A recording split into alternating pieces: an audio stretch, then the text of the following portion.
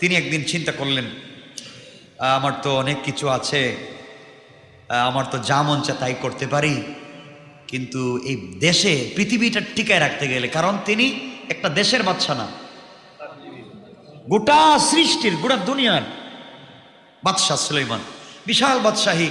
তিনি বললেন এতগুলা টিকায় রাখতে গেলে নিজস্ব সেনাবাহিনী না থাকলে এগুলা থাকে না, কারণ সেনাবাহিনী বেইমানিও মাঝে মাঝে করতে পারে। কথা বলেন নাকি? নিজস্ব সেনাবাহিনী থাকলে ভর থাকে যে এটা কমপক্ষে বেইমানি করবে না, মিথ্যা বলবে না। তিনি চিন্তা করলেন, ওই সময় ইতিহাসে তারিখে পাওয়া যায় ওই সময় তার 1000 স্ত্রী ছিলেন। কয় হাজার? এই পুরুষটা চিন্তা করছেন আমাদের মতো, কয়জন বউ রাখছে? বউ 1000, বাদী দাসী তো অভাব ছাড়া। এই ওয়াজে যাচ্ছি না আজকে।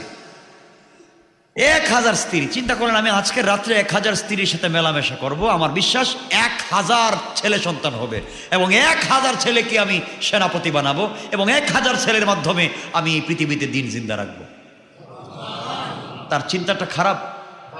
বলেন না ভালো, কিন্তু ইনশাল্লাহ বলেন নাই। ছোট একটা কথা, ইনশাল্লাহ তিনি বলেন নাই। আমি একমাত্র বোঝাবার জন্য কথাটা বলছি।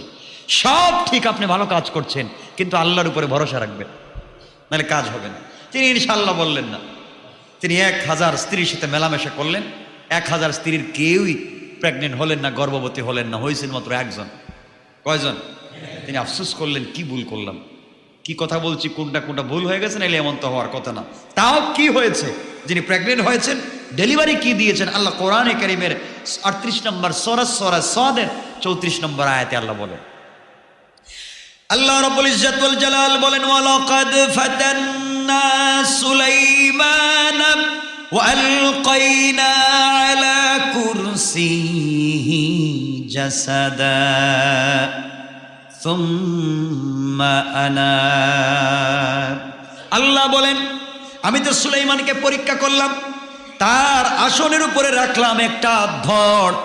আল্লাহ রাব্বুল ইজ্জত ওয়াল জালাল বললেন, প্রসব হওয়ার পরে দাত্রী, স্ত্রী যখন প্রসব করলো, দাত্রী দেখলো এটা কোনো মানুষ না, হাত নাই পা নাই, একটা মাংসের টুকরা, গোশতের টুকরা, ধড়, একটা গোশতের টুকরা।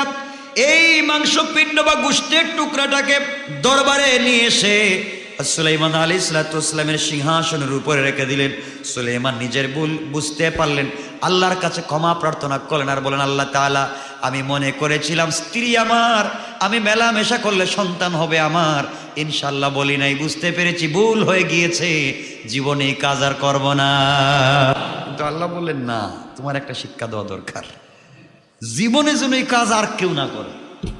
এই কাজ মানে ইনশাল্লাহ না ছাড়ে। এজন্য আজকের থেকে আমরা বলবো, ইনশাল্লাহ